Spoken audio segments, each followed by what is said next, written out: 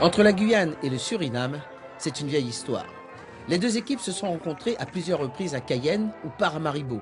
Elles sont maintenant à la CONCACAF et chacune se prépare pour les échéances à venir. Le public est présent et c'est aussi une satisfaction pour tout le monde. Jair Karam et Marie-Rose Carré m'ont proposé une équipe qui sera à 80%, celle qui jouera la Coupe de la Caraïbe de la CFU la semaine prochaine. La nouveauté est la présence à l'attaque de Gabriel Pigré. Il est arrivé la veille de la métropole. C'est la première fois qu'on le voyait jouer. Donc après, c'est à nous adapter et mettre en place une animation qui soit liée à son profil. Chaque équipe aura eu sa mi-temps, la première pour la Guyane qui a manqué de réussite. Il faut dire que les entraîneurs n'ont pas eu beaucoup de temps pour préparer l'équipe. Les joueurs sont dans le championnat et le calendrier est très serré. Et la mi-temps est sifflée sur le score de 0 partout.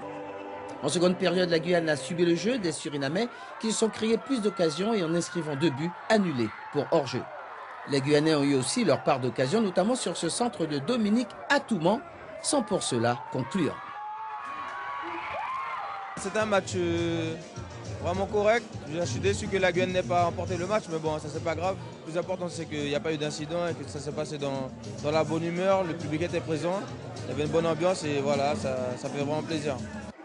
Après quelques changements de part et d'autre, les deux équipes se séparent sur le score de 0 partout.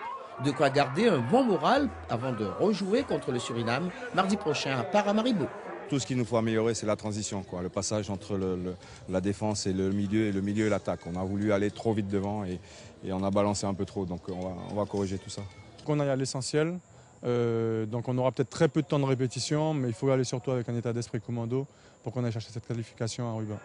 8 joueurs guyanais évoluant en métropole arrivent ce week-end pour renforcer la sélection de Guyane qui se déplacera du 28 mai au 4 juin pour disputer la Carabine Cup à Aruba.